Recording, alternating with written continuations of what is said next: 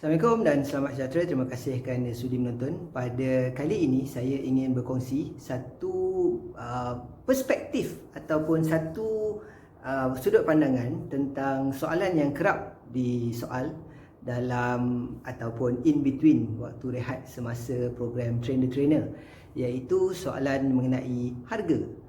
Macam mana nak charge, berapa nak letak harga, mana kita nak tahu sama ada murah, mahal dan sebagainya. Okey.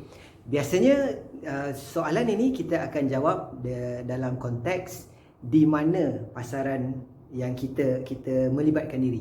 Sebagai contoh, kalau kita melibatkan diri dalam pasaran sekolah sebagai contohnya, sudah pasti kita tidak boleh charge atau meletakkan harga yang terlalu tinggi sehingga pasaran tersebut tak mampu, ataupun kita letak terlalu rendah sehingga kan dia menjadi satu perang harga.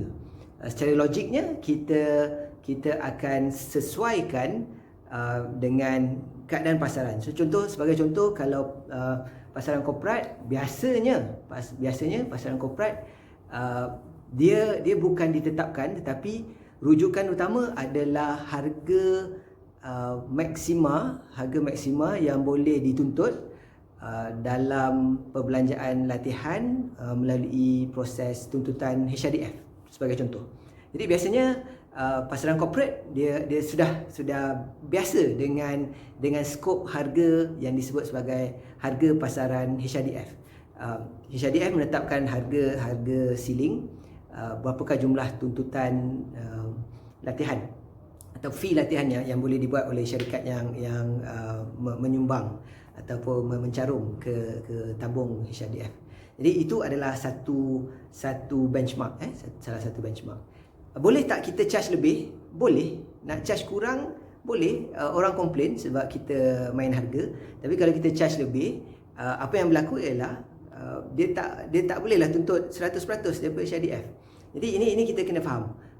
Had maksima itu diletakkan bukan untuk menetapkan harga kita, tetapi ditetapkan supaya itulah jumlah maksima yang boleh dibuat tuntutan. Now, itu bukan soalan utama, sebab soalan utama adalah bagaimana kita menentukan harga. Of course, harga barang, apa sekali barang yang kita jual di pasaran, apa pun produk kita perlu imbangkan antara benda asas, iaitu berapa kos kita, berapa profit margin yang kita target, yang kita sasarkan, dan dari situ kita akan dapat harga yang kita nak letak. Sebagai contoh, kalau kita harga kos kita adalah RM100 dan kita nak profit margin kita satu amount tertentu, contohnya kita nak jumlah profit kita adalah sekali ganda ataupun 50% profit margin. Jadi kita nak dapatkan keuntungan tu RM100. Harga kos RM100, harga profit, harga keuntungan yang kita nak, jumlah keuntungan kita nak RM100. Dah tentulah harga yang kita akan jual jadi RM200. Itu logiknya.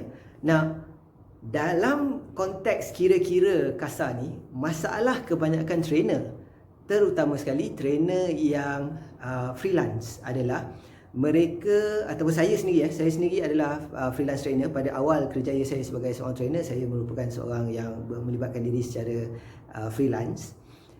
Kita terlupa untuk melihat fee kita sebagai satu perspektif bisnes. Apa maksud saya perspektif bisnes? Biasanya apabila kita menjalankan bisnes, contohnya kita menjalankan syarikat, dan syarikat ni bukan sekadar register SSM atau ada senyam berhad, dia mesti ada pekerja. Bila kita ada syarikat, kita ada pekerja, kita ada tempat, sebagai contoh pejabat dan sebagainya, kita pasti akan ada apa yang disebut sebagai overhead. Okey, kita akan ada overhead. Overhead ini dia adalah berapa perbelanjaan yang tetap. Contoh, dalam overhead kita akan ada gaji kaki tangan kita akan ada perbelanjaan tetap, sebagai contoh rental, sewa tempat, kita akan ada perbelanjaan tetap dari segi utility termasuk selain daripada elektrik, Unify, contohnya sebagai contoh, Boleh jadi juga langganan kita, sebagai contoh kita melanggan Zoom, dan jadi secara bulan-bulan kita perlu membayar amount. So all of this adalah dimasukkan, saya rangkumkan secara mudah dalam overhead. Okay? Jadi ini cara kira dia, formula dia adalah, ini adalah perbelanjaan bulanan. Okay, ini contoh lah, ada lagi of course lain bisnes lain dia punya ni. So yang ni yang bulanan. So apabila dia bulanan, alamak terpotong pula, saya alihkan sikit. Mungkin boleh nampak. Okay, sorry So overhead bulanan. So apabila dia bulanan, apa yang kita perlu buat di sini ialah bulanan ini kita perlu bahagikan dengan berapa hari bekerja. Hari bekerja, supaya kita dapatkan satu amount, satu figure, satu nombor, iaitu per day, per hari. So contohnya perbelanjaan bulanan kita adalah 20,000. Okey. Dan hari bekerja kita 20 hari. Contohnya kita letak 20 hari bekerja. Jadi per day perbelanjaan kita adalah RM1,000. Okey. Ini penting. Dari sini, soalan dia seterusnya adalah, berapa jumlah masa yang kita perlu gunakan untuk menghasilkan program tersebut. So, contohnya, untuk kita menghasilkan program, saya ambil saya punya kiraan kasar saya. Pada waktu awal saya melibatkan diri dalam bidang latihan, saya memerlukan 16 jam persediaan untuk menjalankan program 8 jam. Maksudnya 2:1. 2 hari prep untuk 1 hari program. So kalau 1 hari program, saya perlukan 4 hari prep. So jumlah ini akan didarab dengan berapa hari yang saya peruntukkan untuk buat prep. 4 hari. So, dapatlah saya bahawa kos kepada membangunkan program saya adalah sebanyak 4K. Okay, 4K. RM4,000 untuk membangunkan konten program 1 hari. Fee yang saya ambil untuk diri saya sebagai trainer adalah RM1,000. Contoh biasanya dekat Malaysia kebanyakan freelance trainer, fee dia adalah antara RM1,000 ke RM1,500 sehari. Itu adalah fee yang common di Malaysia. Jadi anda kata saya ambil RM1,000, daripada sini overhead, cost saya ambil overhead sebagai cost sahaja. Jadi fee saya 1 hari RM1,000. Dapatlah saya bahawa per day rate saya RM5,000 sehari. Dan cukuplah untuk kita claim HRDF untuk soft skills. Sebab soft skills maksimum dia adalah RM5,000 satu hari.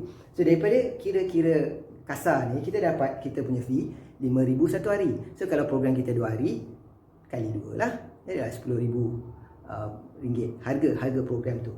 Nah, ini adalah kiraan kasar menggunakan overhead. Nah, apabila kita tak ada overhead macam mana? Sebagai contoh, saya full time freelance. Bila saya full time freelance, saya tak perlu sewa office, saya tak ada pekerja, gaji pekerja tak ada.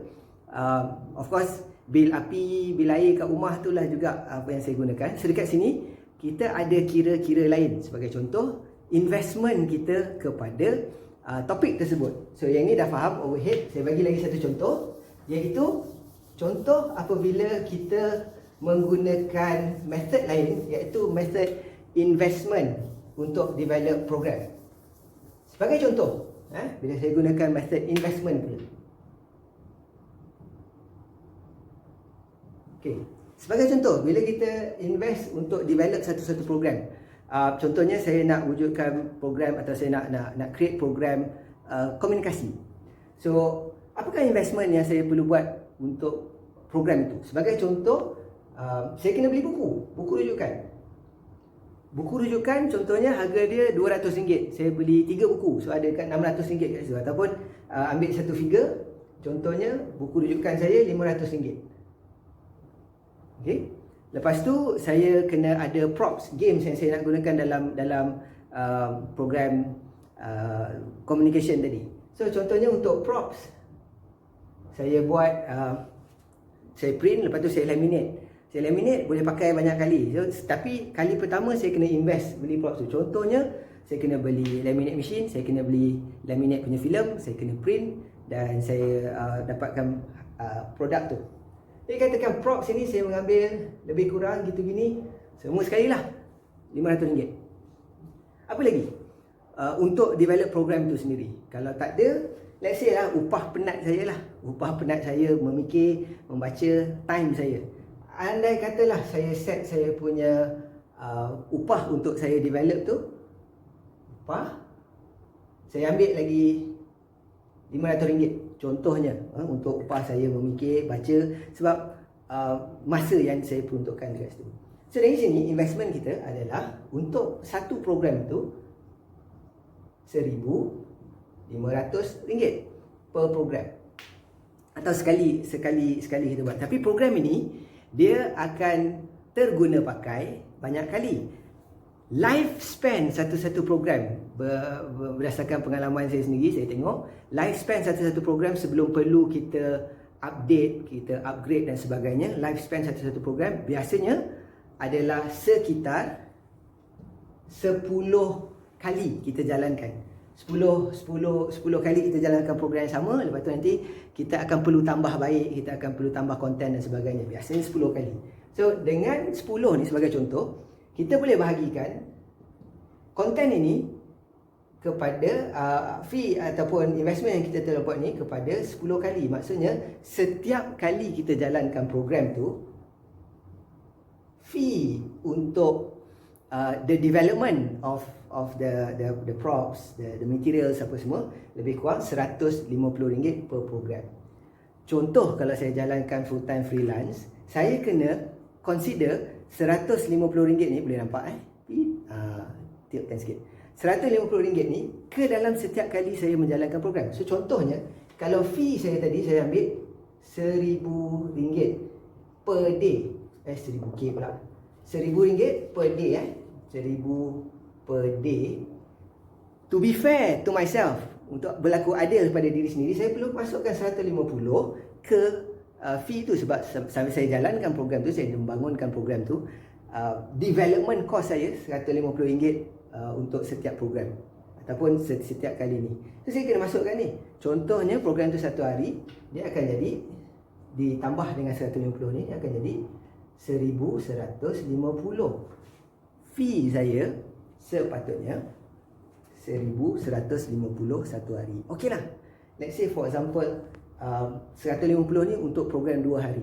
Jadi dia akan jadi total akan jadi RM2,000 tambah RM150.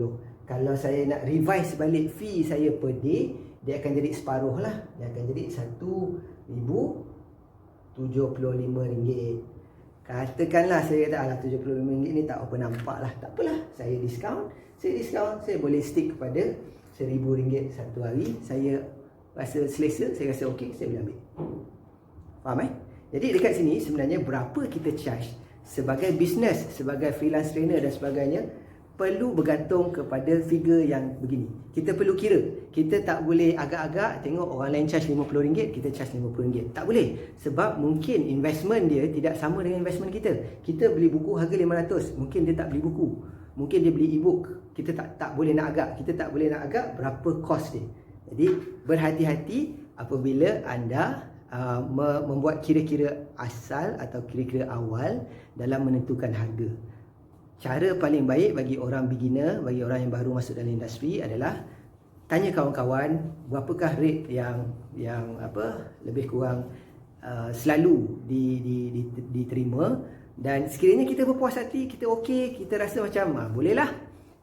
Jadi apabila ingat bila kita agree, kita setuju untuk harga tu, sebenarnya kita bersetujulah juga untuk terima. So tak boleh nak ada penyesalan ataupun komplain selepas itu. Maksud kat sini ialah kena buat kira-kira ni dulu. Kalau first time, buat kira-kira sama ada tadi. Kalau business, you kena kira overhead. Kalau persendirian, buatlah kira-kira simple investment macam ni. Cadangan saya adalah 10 kali. Kalau rasa macam 10 ni banyak sangat, tak balik modal 10 kali, nak bagi 5 ke, nak bagi berapa, terpulang. Tapi agak tak logik untuk setiap kali. Takkan setiap kali beli buku. Buku ni sekali baca banyak kali, banyak tahun, banyak konten kita boleh pakai dalam pelbagai sudut. Dia bukan sekali baca habis dekat situ je. Jadi kena consider costing ni. Cuba buat kira-kira ni. Dari situ InsyaAllah akan dapat satu figure yang reasonable. Biasanya dia tak lari jauh daripada market price. Jangan main petik angka dari langit. Jangan main tengok, oh orang tu boleh charge 5,000, aku pun nak charge 5,000 lah. Tengok cerminkan diri sendiri. Tengok apa yang sesuai dengan macam saya sebut dari awal tadi. Target kita, market kita, pasaran, harga pasaran dan sebagainya. Alright. So diharap sedikit video ini membantu anda untuk membuat kira-kira secara logik, kira-kira secara objektif dan bukan terpengaruh dengan apa yang orang lain sebut. Kira betul-betul. Alright. Jadi itu sedikit perkongsian saya.